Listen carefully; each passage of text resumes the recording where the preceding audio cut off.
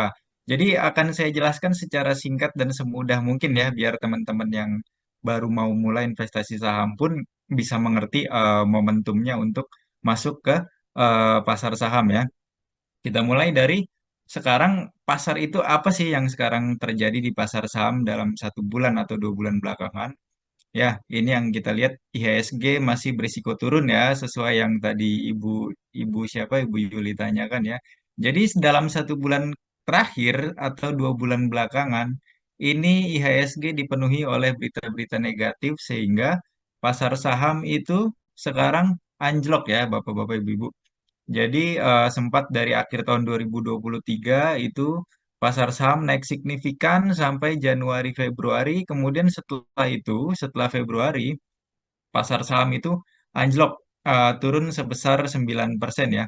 Terus yang perlu kita ketahui itu apa sih sebabnya sampai jadi kalau kita mau menyusun strategi investasi, kalau kita mau masuk ke pasar saham, kita mau beli saham, kita cari tahu dulu apa yang terjadi di pasar sahamnya sekarang ya.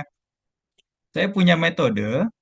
Metode ini umum digunakan oleh analis-analis ya. Itu namanya top-down approach. Ini metodenya bisa untuk kita menilai bahwa sebuah saham itu murah atau mahal. Bisa juga untuk menilai momentumnya tepat nggak sih kalau kita mau investasinya saat ini.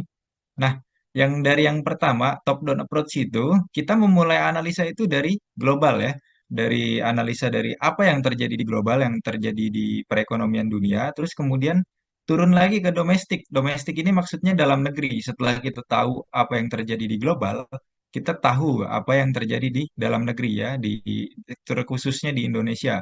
Biasanya angka-angka yang kita cari tahu tuh seputar suku bunganya, seputar angka inflasinya, atau penurunan dan pelemahan rupiahnya ya, atau GDP-nya juga, atau penjualan ekspor impor dari suatu negara. Jadi makroekonomi yang kita cari tahu ini kurang lebihnya untuk kita dapat mengetahui berikutnya industri apa yang diuntungkan dengan keadaan sekarang. Misal dengan suku bunga tinggi, itu industrinya yang cocok apa, kemudian dengan inflasi yang tinggi, apakah industri-industri tersebut akan dirugikan. Nah, seperti itu baru kita turun ke yang paling bawah, kita pilih saham dan atau reksadana yang bagus dengan kondisi sekarang. Jadi ini metode yang akan saya gunakan untuk menjelaskan ke Bapak Ibu strategi akhir tahun 2024 ini ya. Nah, sekarang apa yang terjadi di global ya? Seperti yang kita tahu, udah dari 2 tahun belakangan ya. Ini ada perang terus, entah Rusia Ukraina, terus Palestina Gaza yang akhir-akhir ini memanas juga, terus ada juga yang sebenarnya jadi sumbu utama ya dari bulan Maret lalu pasar saham itu anjlok, yaitu serangan Iran ke Israel itu menggemparkan juga. Pengaruhnya apa ke pasar saham? Jadi kalau ada negara-negara bergejolak ya, ini pasti pasti negara-negara sekitar akan terganggu ya, pengiriman ekspor impornya terganggu, pasokan global terganggu. Akhirnya apa? Akhirnya biaya-biaya dari barang ekspor dan impornya akan lebih tinggi. Jadi pasokan globalnya terganggu. Misal Ukraina mau melakukan pengiriman minyak gitu. Misalkan ya mau melakukan pengiriman minyak, tapi terjadi perang dan jalur-jalurnya tertutup, otomatis biaya pengirimannya akan jadi lebih mahal dan harga-harga minyak pun jadi lebih naik ya, dan itu mempengaruhi harga-harga minyak seluruh dunia juga. Jadi kenapa ketegangan geopolitik ini sangat mempengaruhi pasar saham ya, karena itu karena mengganggu ekspor impor dan pasokan global ya. Jadi biayanya naik, dan kalau biaya-biaya naik, inflasi naik, dan kemudian daya beli masyarakat melemah ya. Jadi secara makro, berikut saya jelaskan secara simpel ya kenapa perang itu sangat mengganggu perekonomian negara-negara sekitar. Jadi bukan negara yang perang doang yang kena dampak, tapi negara-negara sekitar dan negara-negara yang punya hubungan dagang itu terganggu ya daya belinya ya, dan dengan kenaikan-kenaikan harga. Kemudian selain dari peperangan tersebut ya, inflasi dan suku bunga juga sekarang lagi tinggi. Ini yang menyebabkan IHSG rontok ya. Kenapa suku bunganya bisa tinggi? Jadi ketika inflasi naik karena kenaikan-kenaikan harga, biasanya pemerintah itu akan menaikkan suku bunga untuk menahan inflasi ya. Seperti kita lihat ya suku bunga dari The Fed ya. The Fed itu ini suku bunga yang saya share ini adalah suku bunga dari Federal Reserve atau Bank Sentral Amerika Serikat ya, yang biasanya jadi acuan untuk investor global ya. Di sini suku bunganya naik dari Oktober 2022 sampai terus-terusan sampai saat ini September. Ini data terakhir September di 5,33 sampai hari ini belum berubah masih di 5,333. Ini untuk menahan inflasi ya. Jadi dampaknya apa kalau suku bunga naik?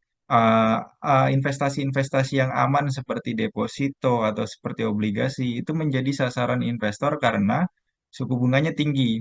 Nah, itu menyebabkan keluarnya uang dari pasar saham sehingga pasar saham anjlok. Jadi investor mengurangi aset-aset berisiko ya. Kalau ada perang dan suku bunga tinggi, itu investor akan mengurangi aset beresiko seperti saham atau dan lain-lain yang lebih beresiko. Investor ini nggak mau. Jadi mereka akan jual saham dan mereka menuju ke aset-aset yang lebih aman ya, terutama emas.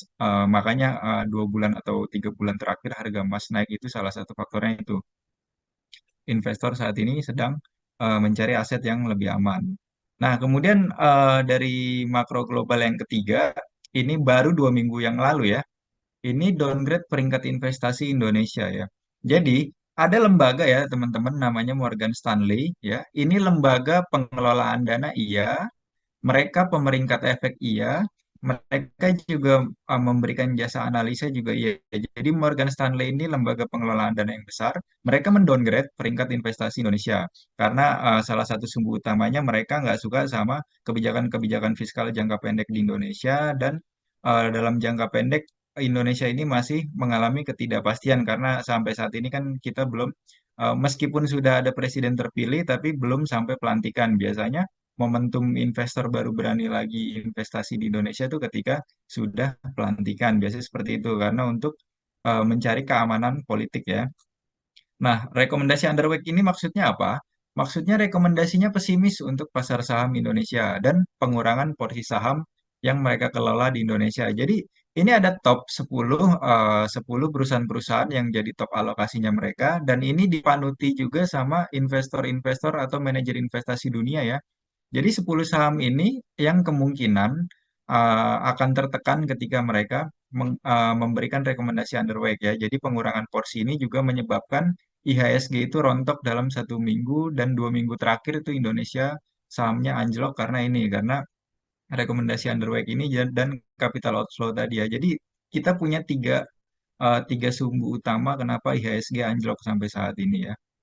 Nah, setelah itu dari global tadi udah cukup banyak faktor kenapa IHSG anjlok. Yang kedua yang dari dalam negeri ya, kita pakai metode setelah global kita masuk ke dalam negeri, sama yang di dalam negeri termasuk menaikkan suku bunga juga untuk menahan inflasi. Jadi ini ada data BI Rate yang saat ini ada di 6,25%. Ini suku bunga yang cukup tinggi ya teman-teman. Jadi suku bunga tinggi itu memang tujuannya untuk menahan inflasi. Tetapi ada resikonya juga. Jadi perbankan yang menyalurkan kredit ke masyarakat itu mengalami resiko gagal bayar karena suku bunga pinjaman tinggi. Jadi masyarakat yang punya hutang, yang hutangnya itu bunganya floating, itu kalau suku bunga naik, mereka bunga pinjamannya jadi ikut naik. Jadi resiko kredit macetnya tinggi dan terbukti di laporan kuartal 1 kemarin, itu Bank BRI dan perbankan lainnya ada yang tingkat kredit macetnya naik ya. Jadi itu yang menyebabkan investor takut atau khawatir dan menyebabkan panic selling kemarin apa tingkat penjualan di bursa saham itu tinggi karena faktor dalam negerinya juga jelek ya. Selain dari luar negeri, faktor dalam negeri juga negatif. Terus restrukturisasi kredit COVID itu juga berakhir pada 31 Maret lalu. Jadi buat teman-teman yang belum tahu, waktu COVID itu orang-orang yang punya pinjaman dapat restrukturisasi dari pemerintah. Nah, persis di 31 Maret ini restrukturisasinya dicabut. Jadi yang tadinya punya apa? punya punya backup ini restrukturisasinya itu macam-macam ya ada yang backup pinjaman ada yang boleh nggak bayar berapa bulan tapi nanti harus dibayar di bulan berikutnya dikasih kesempatan untuk libur bayar dulu sebulan 2 bulan macam-macam bentuknya tapi per 31 Maret ini berakhir restrukturisasi kreditnya jadi tingkat gagal bayar meningkat ya. Terus selain dari suku bunga, ada lagi ya kemarin yang bikin IHSG hancur juga karena panasnya sidang MK ya. Sewaktu baru terpilihnya presiden, ini kepastian politik itu juga mempengaruhi minat investor ya. Jadi investor tuh nggak mau investasi di saham, nggak mau investasi di pasar saham Indonesia kalau belum ada kepastian politik. Nah, biasanya seperti itu ya. Kalau sidang MK kemarin mempengaruhinya seperti itu. Kemudian juga laba-laba perusahaan jadi turun karena efek dari perang global sebelumnya ya. Jadi laba-laba perusahaan eksportir batu bara, harga komoditasnya juga lagi turun.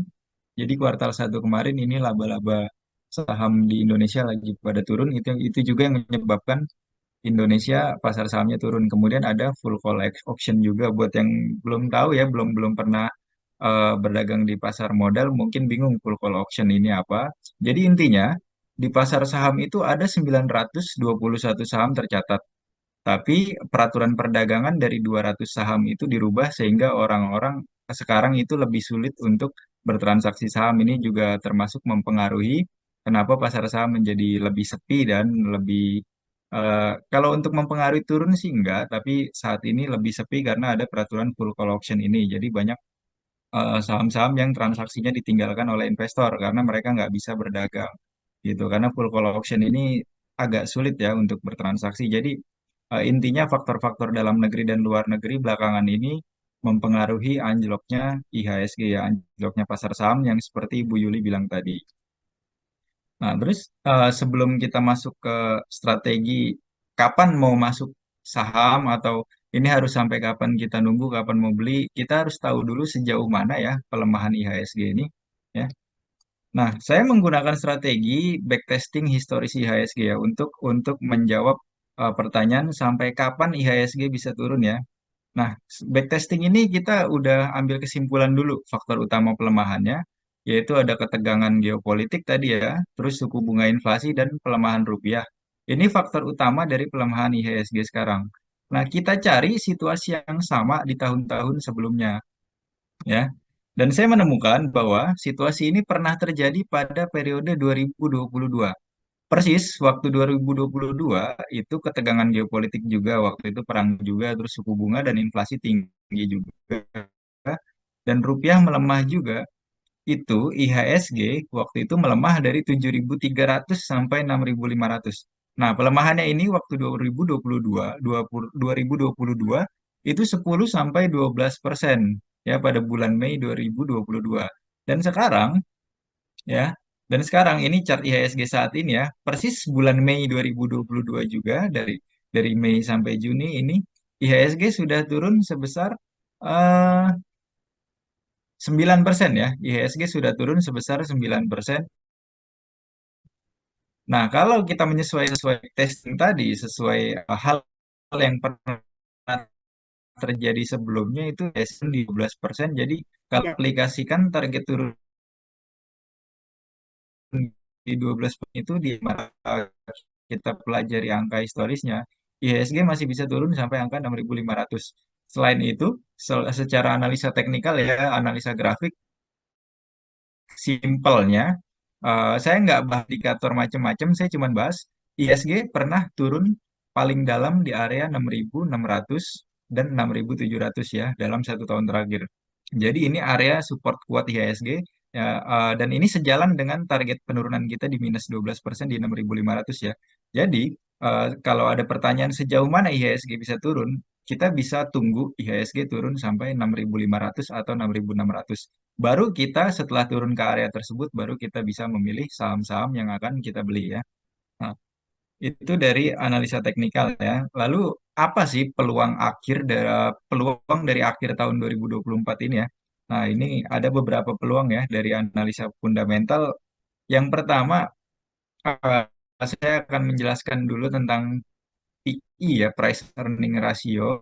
Ini buat teman-teman yang baru masuk mungkin agak sulit ya untuk saya menjelaskan. Intinya, PI itu adalah perbandingan dari laba perusahaan dengan harga sahamnya. Jadi teman-teman cukup perlu tahu angkanya aja. Jadi semakin rendah angka per itu suatu saham semakin.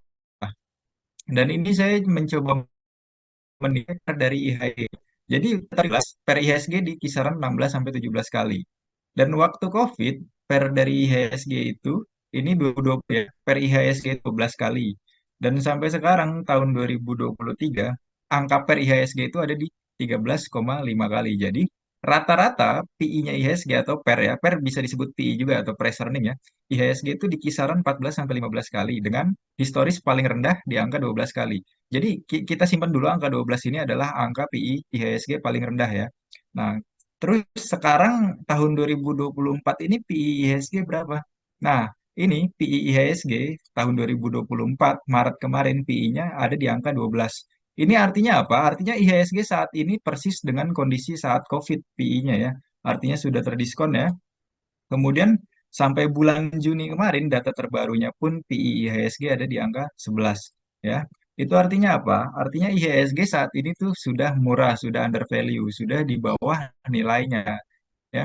Harganya saat ini sudah nilai IHSG ya. Tapi tetap kita kalau mau masuk beli saham kita tunggu dulu pelemahannya reda ya. Karena saat ini tekanan jualnya masih deras. Kita tunggu IHSG turun di area 6.500 sampai 6.600 baru kita bisa entry. Kalau secara valuasi saat ini IHSG itu sudah murah. Nah, kemudian secara historis juga kinerja IHSG dari Juli sampai Desember ini saya tarik data sampai 8 tahun ke belakang. Setiap bulan Juli sampai bulan Desember, IHSG itu selalu naik, teman-teman ya. Ini berdasarkan 8 tahun ke belakang. Namun ada satu kali penurunan itu saat COVID ya, situasinya abnormal ya, di luar normal. Jadi tetap masuk hitungan turun sekali, naiknya 7 kali. Jadi peluangnya ini sejalan dengan analisa kita yang tadi, teman-teman ya. Kita menganalisa bahwa bulan Juni ini IHSG masih bisa turun ke 6.500. Baru nanti kapan waktu yang cocok yaitu di mana bulan Juli nanti ya awal awal awal bulan Juli atau dari akhir Juni ini teman-teman udah bisa mulai koleksi ya secara bertahap. Saya nggak menyarankan untuk masuk di satu harga. Jadi teman-teman bisa koleksi bertahap dari minggu ketiga, minggu keempat Juni atau di awal Juli dengan syarat yang tadi apa?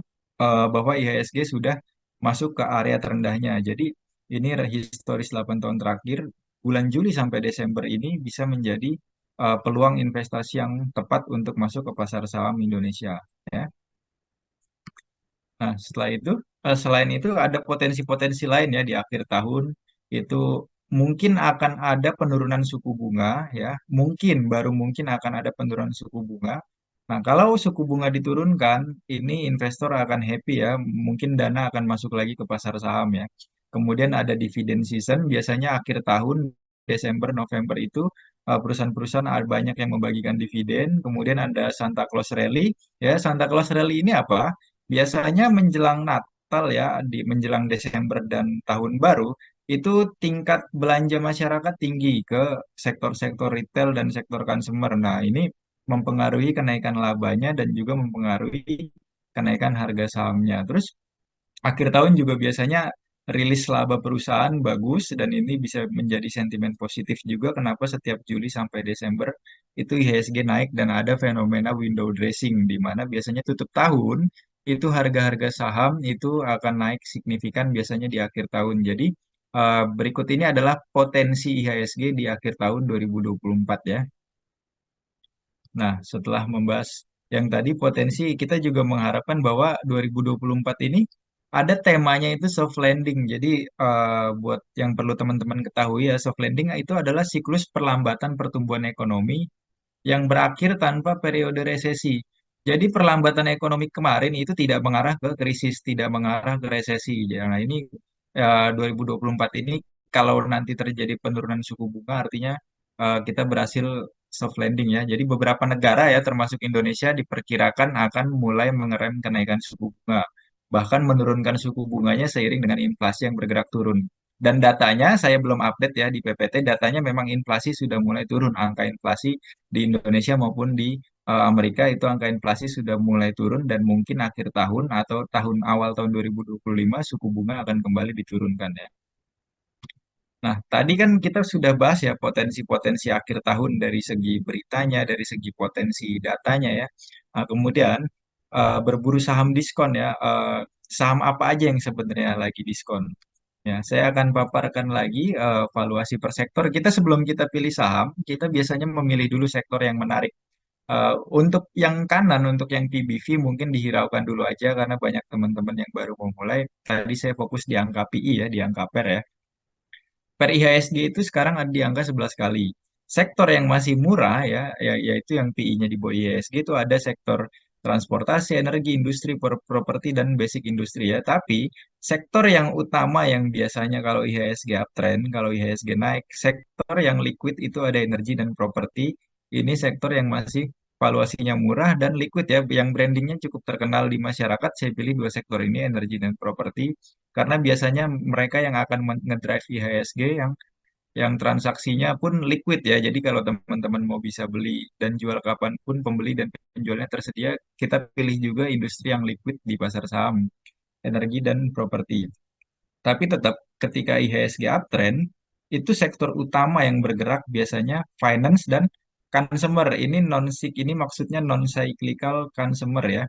Jadi kalau IHSG turun kayak kemarin, itu sektor yang paling berpengaruh itu perbankan. Jadi kalau teman-teman kemarin ada yang mulai trading pasti ngelihat segimana signifikannya pengaruh dari saham-saham bank ke IHSG.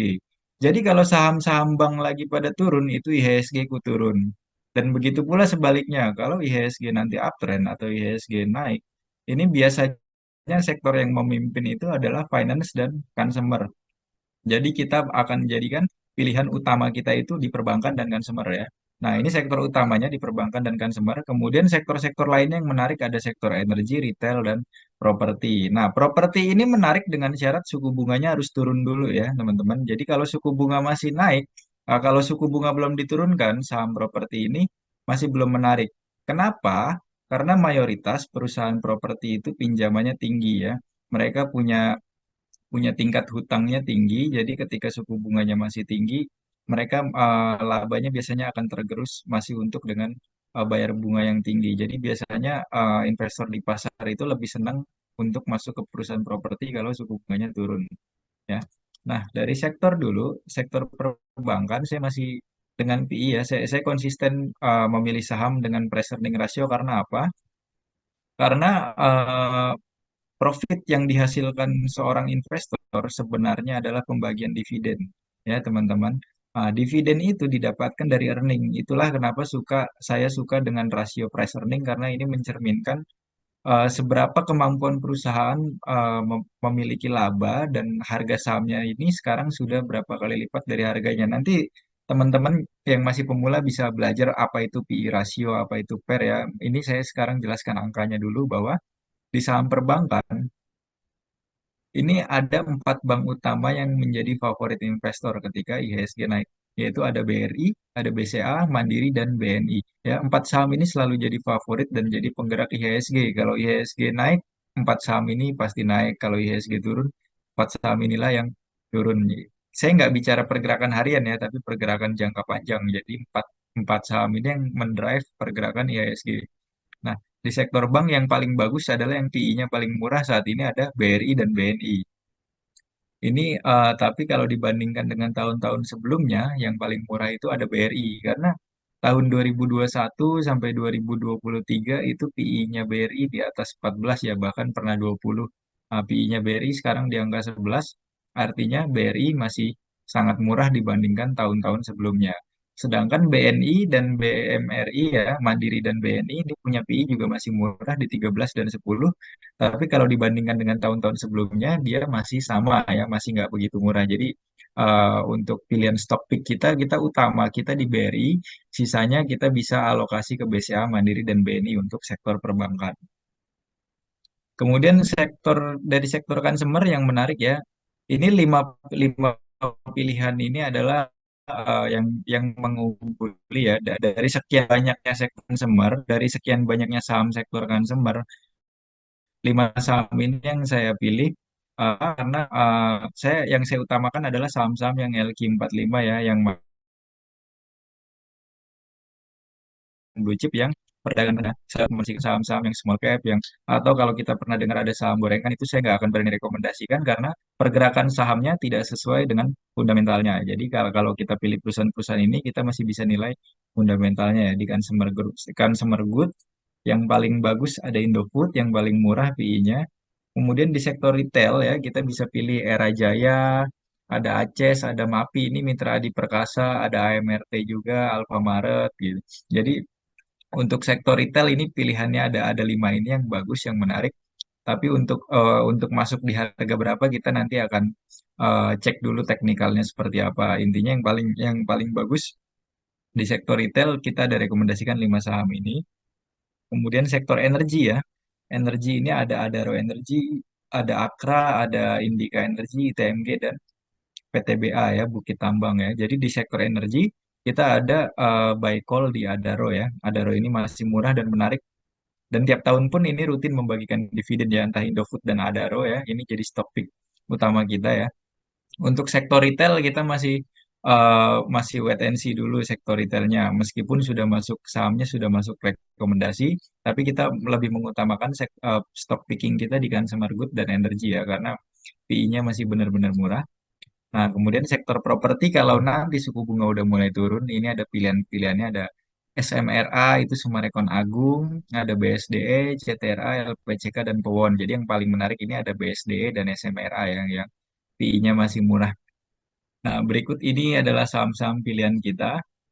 Kemudian selain saham-saham tersebut, teman-teman juga bisa lihat top indeks LQ45 yang 45 saham paling liquid yang sudah turun dalam ya, yang sudah turun dalam seperti Semen Gresik, PTBA, Astra ini hanya dalam 1 bulan mereka turun belasan persen, bahkan Semen Gresik minus 25% itu hanya dalam waktu 1 bulan.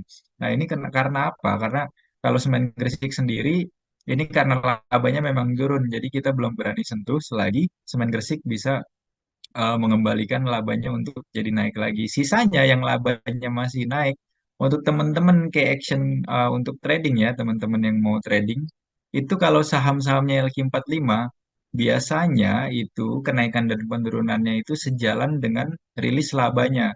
Jadi misal laba tahun 2023 labanya turun, biasanya harga sahamnya ikutan turun. Atau laba tahun 2023 naik, nah, optimis harga sahamnya bisa naik. Jadi teman-teman biasakan update beritanya juga sebelum trading di saham-saham LQ45 karena mereka pergerakannya biasanya searah dengan labanya ya, pertumbuhan laba maupun kenaikan laba ya. Nah, saham-saham perbankan juga masuk dalam sebulan terakhir turun lebih dari 10% ya. Ini baru akhir Mei, belum ditambah di awal Juni kemarin masih turun lagi. Jadi untuk saat ini harganya sudah menarik ya. Sedangkan kalau reksadana ya kita ada rekomendasi di equity fund dan flexi fund. Apa itu ya? Mungkin teman-teman ada yang belum tahu reksadana itu apa. Intinya reksadana itu adalah produk pengelolaan dana ya. Kita fokus di equity fund dulu. Ini adalah reksadana yang dikelola ke pasar saham. Intinya ini produk mengelola dana ke pasar saham ya. Dana yang dikelola di equity fund ini ada 3,3 triliun. Ya, yang alokasi efek terbesarnya adalah saham-saham blue chip atau saham-saham LQ45. Jadi ketika pasar saham mulai kembali naik, reksadana yang cocok adalah reksadana saham. Ya, kemudian ada reksadana campuran juga ya, yaitu saham reksadananya resikonya lebih rendah dari reksadana saham, tapi potensinya juga masih bagus karena masih melibatkan saham di dalam pengelolaannya seperti itu ya. Jadi itu tadi rekomendasi dari saham dan reksadana ya. Kemudian kita sudah mengetahui saham-saham apa yang bagus, sudah mengetahui reksadana apa yang bagus. Syarat entry-nya tetap yang tadi ya. Kita baru akan entry kalau IHSG sudah mendarat di bottom atau di support kuat minimal di 6650 atau 600 itu kita baru berani entry. Selagi belum menyentuh angka tersebut, kita jangan lihat rekomendasi-rekomendasi yang tadi ya, kita masih wait and see dulu. Jadi kalau sentimen global udah stabil, net sell asing sudah reda, jualannya baru kita berani entry. Ya. Nah, ini berikut tadi adalah rekomendasi-rekomendasi saham dari kami yang saya sampaikan secara singkat, padat, dan jelas ya teman-teman, karena waktunya terbatas juga siang ini, karena kalau mau banyak yang kita bahas akan sangat banyak sekali. Nah, untuk sekedar teman-teman ketahui ya, Sukor Sekuritas itu dari tahun 89 berdirinya, kita sudah sangat banyak mendapatkan awards ya. Untuk teman-teman yang nanti mau coba buka akun, akan dipandu langsung oleh sales dan customer service-nya ya, untuk gimana cara investasi saham, gimana cara transaksinya, sampai bagaimana cara analisanya. Nanti bisa langsung hubungi customer service yang udah share linknya ke teman-teman. Jadi sekian dari saya, terima kasih. Saya langsung buka aja kalau teman-teman ada yang mau nanya, silahkan karena saya eh, baru menyampaikan secara singkat ya. Mungkin teman-teman ada yang masih bingung. Saya kembalikan lagi ke Ibu Yusti. Iya, Ya. terima kasih Mas Alfian, cukup jelas sekali ya, dan gimana caranya strategi masuk ke eh, pasar saham di kala market sedang turun begitu ya. Nah, Iya, Bu. mungkin kalau tadi pertanyaan dari Ibu eh, Yulia Ibu tadi Yulia. ya, ya mungkin eh, pertanyaan pertama bisa dijawab dulu Mas Alfian ya. Ya, saya Yang cek tadi dulu ya, Bu. ditanya, Tadi saya pertanyaannya. bacakan dulu ya. Ya, Jadi saat ini saham banyak yang turun, saya disarankan untuk jual segera atau cut loss, tetapi masih berharap bisa rebound saham-saham ini. Bagaimana menurut Bapak atau Ibu? Silahkan Mas. menurut Di, saya ya, kalau Ibu Yulia pertanyaannya harus cut loss atau enggak, ini sudah terlambat untuk cut loss ya, karena penurunannya sudah dalam dan sudah mau mendekati harga terendah. Jadi, menurut saya kalau saham yang dipegang Bapak Ibu fundamentalnya bagus, jangan di cut loss. Meskipun tujuannya trading, karena ini momennya sudah telat untuk cut loss. Biasanya cut loss tuh ketika baru turun 5% atau 10%, ya, saham kita turun 5% atau 10%. Kita cari tahu ada berita apa. Kalau beritanya jelek, baru kita cut loss. Ya, misal seperti kemarin kita baru di IHSG baru turun di bawah 7.100, kita langsung cari tahu ada apa di global. Ternyata buruk, kita langsung rekomendasi sell. Kita rekomendasi jual waktu IHSG masih di 7.000. Dan ketika turun ke bawah 7.000, kita udah belum ada rekomendasi apa-apa lagi ya. Jadi untuk sekarang cut loss itu sudah telat. Jadi nanti mungkin di area 6 IHSG sudah masuk ke 6.500, Ibu bisa average ya, bisa averaging harga nanti. Jadi untuk di cut loss jangan. Kalau sahamnya fundamentalnya baik, lebih baik di average saja nanti Bu. Seperti itu. Oke.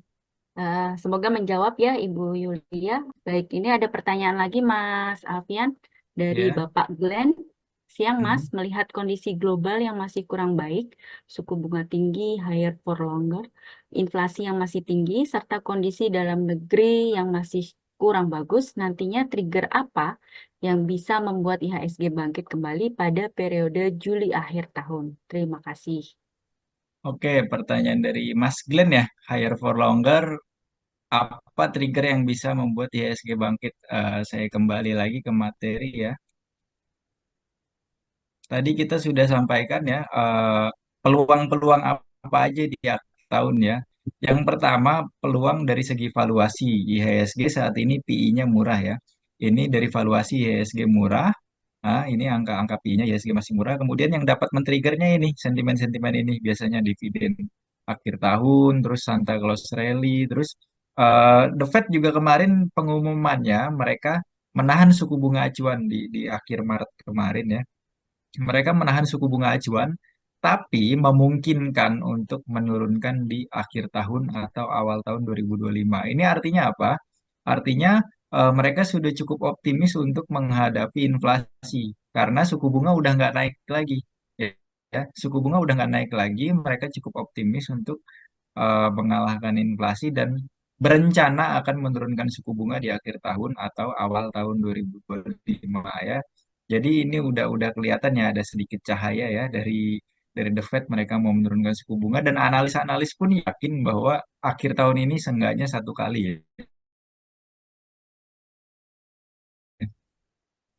Baru revisi suku bunga satu kali rencananya seperti itu.